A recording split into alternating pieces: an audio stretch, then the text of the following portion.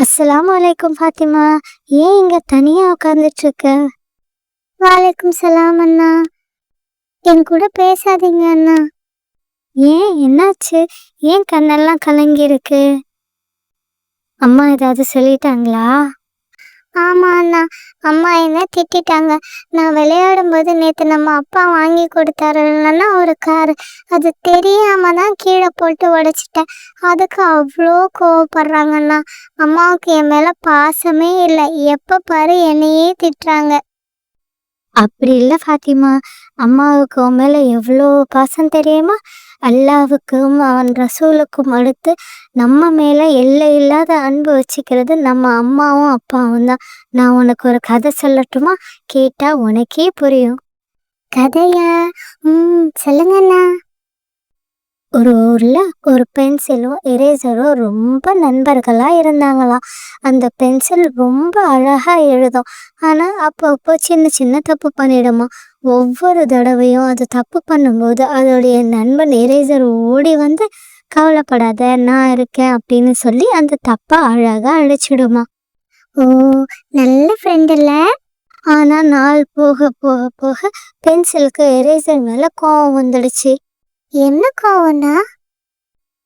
ஒரு நாள் pencil eraser கிட்ட போயிட்டு, நீ நான் செய்கிற தப்பையெல்லாம் அழிக்கிறதுனால நான் மறுபடியும் எழுத வேண்டியதா இருக்கு. எழுதி எழுதி எனக்கு ரொம்ப சோர்வாகிடுது. அது மட்டும் இல்லை, நான் தேஞ்சு கூட போயிடுறேன். அது உனக்கு தெரியாதா?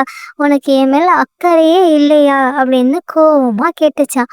அதுக்கு அந்த எரேசர் என்ன சொன்னுச்சு தெரியுமா? என்ன சொன்னுச்சுன்னா, அதுக்கு அந்த எரேசர் ஒரு புன்னகையோட சொல்லிச்சான், நண்பா, நான் உன்னோட தப்பை அழிக்கும் போது நீ மட்டும் தேயறதில்ல, நானும் தான் தேஞ்சு சின்னதாயிடுறேன். ஆனாலும் பரவாயில்ல, நீ தப்பு இல்லாம ரொம்ப பிரகாசமா அழகா இருக்கணும், அதுதான் எனக்கு முக்கியம்.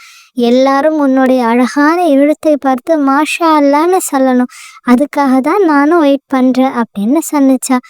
அதுக்கு பென்சில் சொன்னிச்சா, அதெல்லாம் சரிதான் நண்பா, ஆனால் இப்போ நான் நல்லா எழுதுனா மக்கள் எல்லாரும் என்னதான் பாராட்டுறாங்க, உன்னை யாரும் கண்டுக்கிறதே கிடையாது. இதே நான் தவறு செஞ்சாலும் நீ வந்து என்னை அழிச்சு என்னையே காப்பாத்திடுற, அப்பையும் நீ வெளியில தெரிகிறதே கிடையாது. இப்படி இருந்தா உனக்கு என்ன நன்மை நண்பா அப்படின்னு கேட்டுச்சா.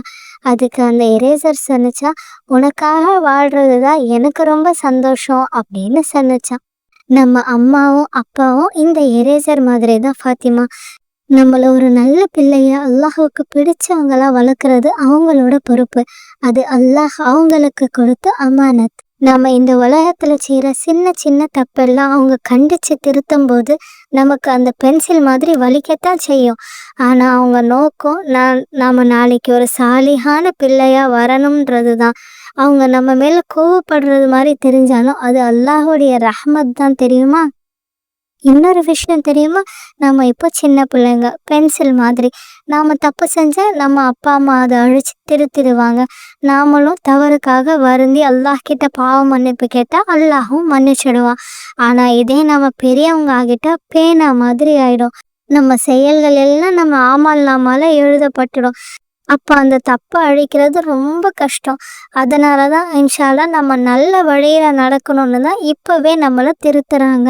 ஆமாண்ணா, இப்போதான் எனக்கு புரியுது. அம்மா என் நல்லதுக்கு தான் திட்டுனாங்க இல்லையா? எந்த பொருளை வாங்கி கொடுத்தாலும் நாம தானே பத்திரமா வச்சுக்கணும். சரிண்ணா, நான் இப்போவே போய் அம்மாட்ட சாரி சொல்லிட்டு வந்துடுறேன்.